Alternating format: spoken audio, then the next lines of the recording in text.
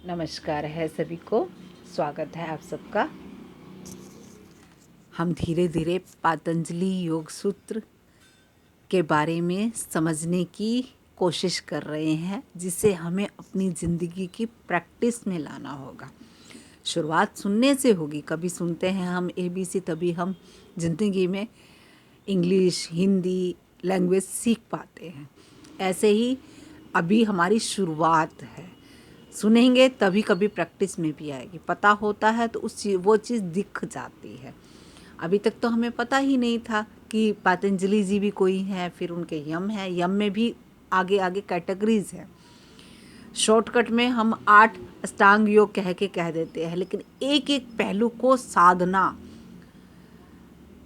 जब तक इसको पूरा साधेंगे नहीं तब तक इसमें कोई शॉर्टकट होगा ही नहीं। चलना है एक एक कदम, और बहुत प्यारा रास्ता है। जैसे आए थे वैसे वापसी जाना है।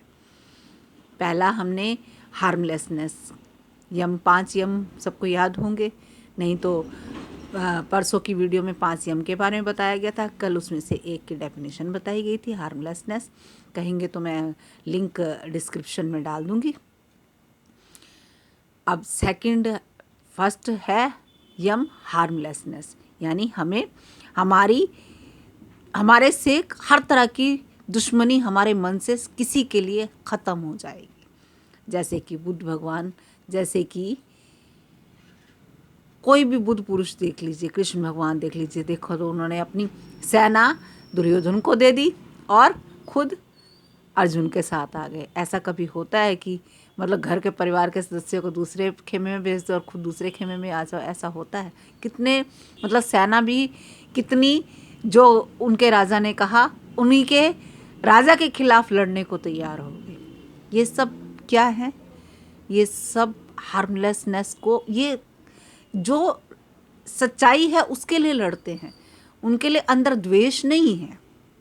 जिसके शत्रु सद जाते हैं, शत्रु रह ही नहीं जाता, कोई उनसे शत्रुता कर ही नहीं पाता, वही हार्मलेसनेस को सिद्ध कर पाता है। ऐसे प्रहलाद की कल कहानी हमने सुनी थी कि प्रहलाद के मन में कभी नहीं आया कि मेरा पिता मर जाए। भगवान ने आके जरूर नरसिंह अवतार लेके हिरण्यकशिपु का वध किया। तो ऐसे ही जो साधक हो जाता है उसके अंदर से वो लकीर ही हट जाती है, हार्मलेसनेस। वो हार्मफुलनेस तो कहीं रह ही नहीं जाता। हमारे जेस्चर्स में भी हार्मलेसनेस को साधना होगा, कदम कदम पे अवेयरनेस होनी होगी। आज सेकंड है बहुत विराट, वो भी है, वो है ट्रूथ। ट्रूथ जैसे हम जानते हैं सत्यमेव जयते, कहते हैं ना, सत्य की हमेशा जय होती है। इसकी डेफिनेशन अगर जो हम छोटे में लें, जो हमेशा रहता है वही है सत्य। हम भी झूठ हैं, ये आवाज़ भी झूठ है। जो चीज़ ख़त्म होने वाली है, साफ सीधा समझ लीजिए कि वो झूठ है। ऐसे ही हम परिवार बनाते हैं, सब कुछ करते हैं, उसकी जड़ क्या है? झूठ है। तो कहते हैं ना, कृष्ण भगवान ने कहा है, गीता सार में भी कहते हैं कि जो आया है वो जाएगा, जो आया और गया वो था ही नहीं। ऐसे ही मेमोरीज़ हैं हर चीज़। तो बस इस कसौटी को लेके, जैसे कहते हैं ना, सुनार के पास जाते हैं तो वो कसौटी लेके देखता है कि सोना खरा है कि नहीं। बस हर चीज़ को एक कसौटी ले लो, क्या ये हमेशा रहेगा? अगर जो नहीं रहेगा तो अटैच हो जाए, समझ लें उसकी वास्तविकता को। कोई भी चीज़ इंजॉय करो। देखा जाए तो जितने योगी इंजॉय कर सकते हैं, क्योंकि उन्हें वास्तविकता पता है। हमें वास्तविकता नहीं पता, या तो हम डर के जीते हैं या बेहोश होके जीते हैं। हमें जाने पे रोते क्यों हैं? क्योंकि हम लोग डर के, मतलब बेहोश होके जी रहे होते हैं। किसी से अटैचमेंट बना लेते हैं, जब वो जाता है या वो चीज़ सामान टूटता है तो हमें दुख होता है।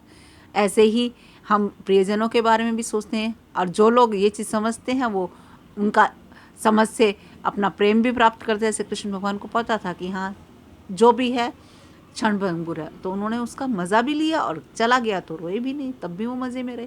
वो पल पल जीते हैं। जो वर्तमान में जीता है वो डिवाइन में जीता है। लेकिन ये सत्य होता कैसे है? अनअवेयरनेस से, अज्ञान से। तो खुदाई क्या करनी है हमें? हमारा कर्म क्या करना होगा? हमें हर वक्त अवेयर होना, हर चीज़ की गहराई में देखना। जहाँ हम अनअवेयर हुए वहाँ पे हमारी झूठ फलित हुआ। अवेयरनेस में झूठ फलित नहीं होता। हर चीज़ की अवेयरनेस, हर चीज़। और इसके लिए क्या करना होगा, हमें सेंसिटिविटी बढ़ानी होगी। हम बेहोश कब होते हैं, जब अनसेंसिटिव होते हैं। हम किसी बात के लिए बेहोशी की तरह, मतलब सेंसिटिविटी इतने लेवल पे बढ़ानी होगी कि कुछ भी हो, हमारे अंदर कोई भी तरंग आ रही है, थॉट आ रहा है गलत, तो हमें क्लियर पता लगे कि ये झूठ है। जजमेंट आ रही है, ये झूठ है। बहुत सी चीज़ों के लिए बहुत कुछ जिम्मेवार होता है और हम क्या करते हैं, टैग अपना लगाने को तैयार होते हैं। जैसे एक छोटा सा हमारा ब्लड सेल्स गए, हम उस आदमी को जान लेंगे जिसके अंदर मैं रहता हूँ। ऐसे ही हम ब्लड सेल्स की तरह इस प्रकृति का हिस्सा है। हाँ, हमारा एक प्रमुख योगदान है, एक पर्पस है, वो समझना होगा। वो समझना कब आएगा, जब हमारी सेंसिटिविटी बढ़ेगी। हमें जैसे झूठ बोलते बोलते झूठ की आदत पड़ जाती है, छिपने की। ऐसे ही बुराई करते करते बुराइयां करने की आदत पड़ जाती है। और वैसे ही सच्चाई भी एक खिंचाव है। अगर जो हम सच्चाई की तरफ चलने लगे, कोशिश यही धीरे धीरे, पहले तो सोचना, मन में सच्चाई सोचना, शब्दों को ऐसे ऐसे कर्म ही ना करें कि झूठ बोलना पड़े। और हो जाए तो उसमें भी अपने आप को देखें कि ये बॉडी तो जानी जानी है, कोई बुराई कर देगा ना। सच्चाई को एक्सेप्ट करना, सोचना, बोलना और करना, ये तीनों चीज़ें धीरे धीरे ज़िंदगी में सदनी शुरू हो जाए तो कहते हैं ना, उनकी वाक सिद्धि हो जाती है, उनकी जीवा पे सरस्वती बैठ जाती है। फिर वो जो बोलते हैं वो हो जाता है। इस उसमें मत इस रास्ते पे चलिए कि हाँ हमारे वाक सिद्धि हो जाए ना, सिर्फ इसलिए कि ये ज़रूरी है।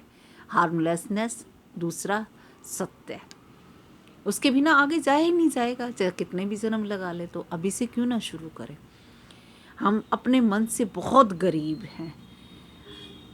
हम इस चीज़ को और हमारी गरीबी ऐसी है कि हम अमीरी चाहते ही नहीं हैं, जबकि सब कुछ अवेलेबल है।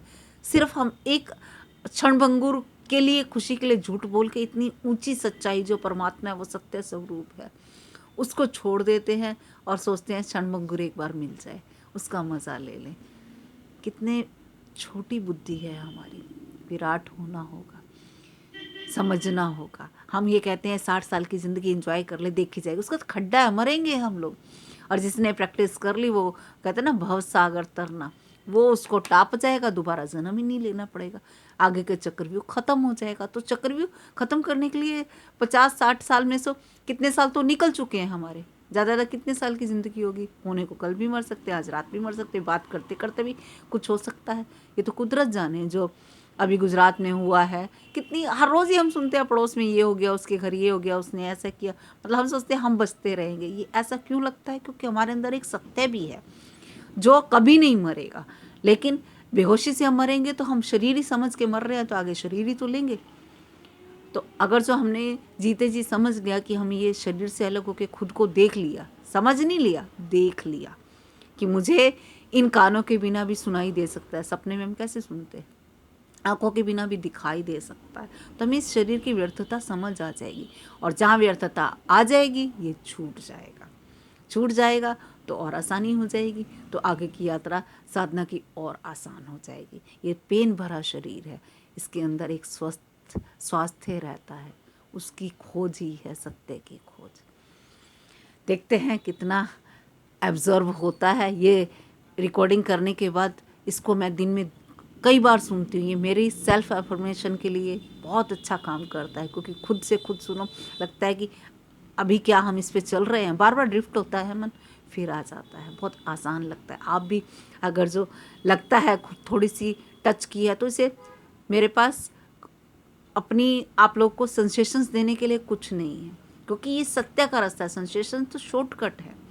जैसे यूट्यूबर्स बहुत कुछ यूज़ करते हैं, एडिट करते हैं, ये करते हैं, वो करते हैं, उसके लिए नहीं है, सच्चाई के लिए है ये। तो सच्चे, जिसको सच्चाई दिल में वाकई है कि हाँ इस जन्म मरण से निकल जाए, जिसको ज़िंदगी में परेशानी दुख दिख रहा है, सच्चाई में वो पार होना चाहता है, भूलना नहीं चाहता, तो धीरे धीरे चलेंगे तो धीरे धीरे किरणें सामने आने लग जाएंगी। पतंजलि जी की कृपा, डिवाइन की कृपा हम लोग पे ज़रूर बरसेगी और बरस ही रही है, तभी हम बोल पा रहे हैं, सुन पा रहे हैं। इतनी भाग दौड़ की ज़िंदगी में भी इस तरफ का रास्ता हमारे लिए कुदरत ने खोला है। आज इतना ही, कल फिर बात करते हैं। कल तीसरा यम की बात करेंगे।